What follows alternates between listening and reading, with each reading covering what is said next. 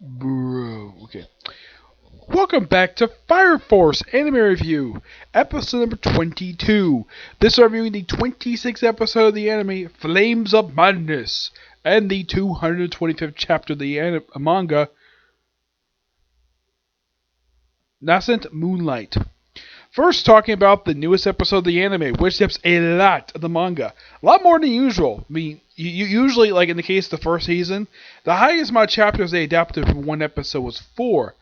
This one they adapted 6 full chapters. But first they adapted chapter, they pretty much finished adapting chapter 82, adapting the first 4 pages of the book. Actually, basically the first 3 regular pages of the book. And they pretty much did up the entirety, yes, the entirety of chapters 93 to 98. You're probably thinking, how the heck is this even possible? This is David Production, the same studio that does JoJo Bizarre Adventures.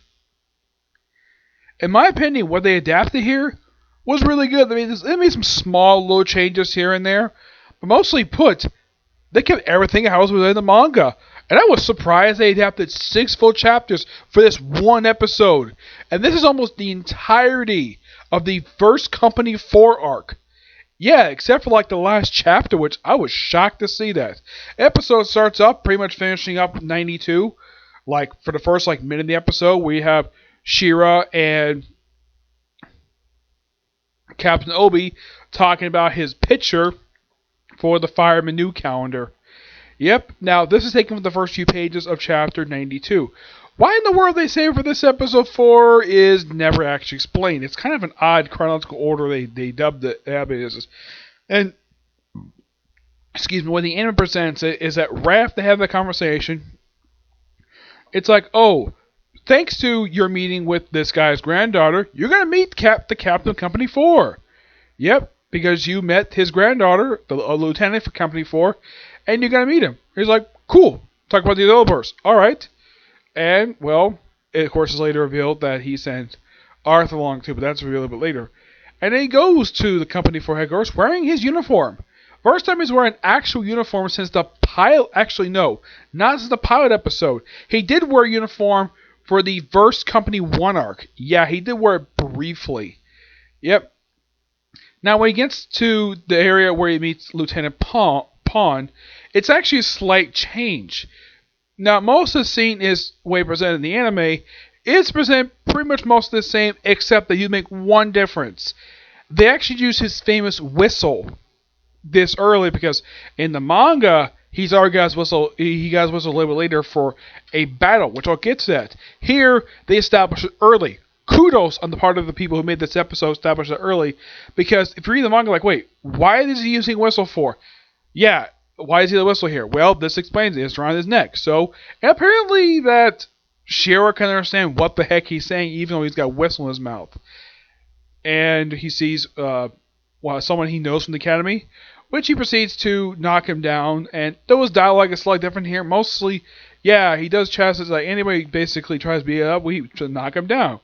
It's like we grabbed him. And then, of course, we see like old friend Oja, yeah, he's no friend of his in the academy, where him, Arthur, and Shira used to room together here. Though he's good friends with Oji, yeah, good friends with him. Arthur can't stand him.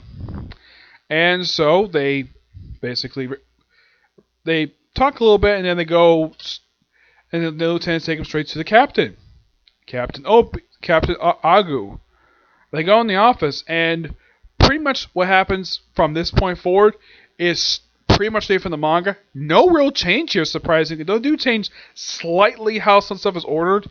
Now, they do happen where he tries to have Captain Agi tries to have Shira burn him so he can get to experience the Dual Link.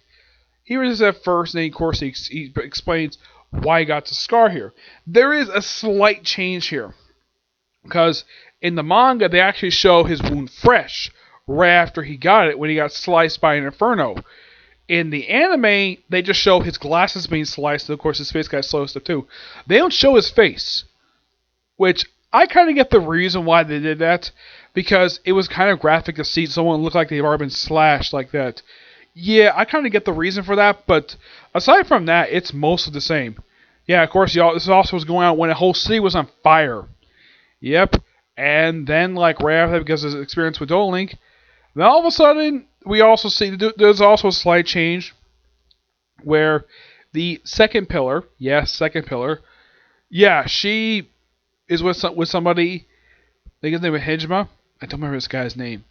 He's this big boat guy who's with her, and they possess three people from the academy posed as the mascots. Yeah, these guys pop up occasionally throughout the whole series. Yes, these guys pop up a lot in the series, occasionally in cameos. And apparently, one of them basically decided to pose as the rival, and Shira goes freaking nuts. And of course, the Captain Obi basically now his door got destroyed, but he was saved by his lieutenants, one of having his granddaughter, and they pretty much basically confines the three mascots who are possessed. Shira himself is possessed by the first pillar. Yes, of course, the Fire Force don't know she's the first pillar, except from Shira's perspective, she looks exactly like Iris. I should point out that the first pillar is voiced by Karma Lee. Yeah, I'm not kidding about that. The second pillar is voiced by Caitlin Glass. Yep. Though, if you know Karma Lee's voice acting, yeah, this is the same woman who voiced Lucy from Fairy Tail. Yeah, I'm not kidding about that. It's also the guy who voices Ogu. This is the same guy who voices Sting from also Fairy Tail. So we got two Fairy Tail alumni here. Awesome. I love it when Fairy Tail actors reunite with each other. Though the biggest name on the show, obviously, is Eric Vale. Though, yes, we have Caitlin Glass in the show, which she is a big name. I would say probably the biggest name is probably Eric Vale voicing Arthur. Though he's not the star here, the star is voiced by Derek Snow. And of course, lead the battle outside, and basically Captain Ogi is protected by Lieutenant Pond's heat resistance thanks to his whistle he uses. And he nearly burns off his clothes, like burns off part of his... And apparently looks like he works out too. Yeah, for an old man, he keeps in great shape for a man his age. And it looks like he's about to kill all of a sudden. Arthur shows up. Yes. And we also see, like, during his battle with Shira, we see his backstory. We see how he grew up with his parents. And because he disappeared, that's why he acts the way he does. I'm like, okay. We also see another flashback of them when they were sparring, when they were at the academy, talk about how heroes are better than knights. That's basically from Shira's perspective. Arthur is like knights are better, and they basically spar in the same exact yard, surprisingly. And then, of course, Shira is free of possession and tells the first pillar to leave. But for the first pillar apparently knew where his mother was, and because he rejected her, she won't tell exactly where she is. And of course, they mention about a fifth pillar. That kind of leads into next week's episode, which has debut of the fifth pillar. Yeah, it's a Liquid Girl. And next week's episode, a new Flashpoint. Interesting. I'm definitely looking forward to that episode. But the episode itself was really good.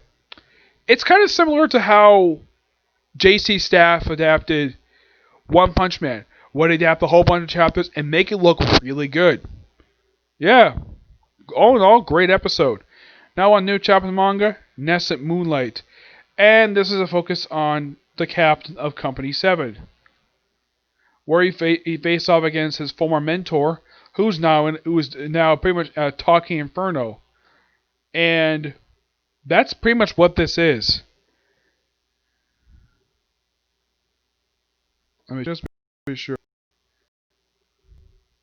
Yeah. So, this chapter is simply this. Them chatting. And of course, we have a flashback when he was younger, face off against them. Him talking to various people. Seeing his future lieutenant. Bit of a fight, of course. He turns a bit fighter. And there's like lots of chatting here. Not much happening in this whole chapter.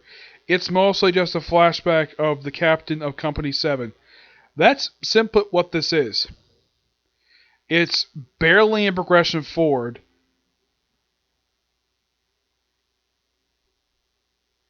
Yeah, it's like present day for the first like 1, 2, 3 chapters, and then from page 4 up until almost pretty much the end of the chapter, it's a flashback. It's an okay flashback. It's just basically picking up from the last flashback. But yeah, not much progress in this chapter. Yeah, there's really not much else to say about this. It's just lots of chatting. This would look good for the anime, but reading from the manga, it's just okay at best. Of course, the best thing about this chapter is nothing really shockingly revealed about this chapter. There's no revelations. It's just a continuation of a flashback. Okay, fine, whatever.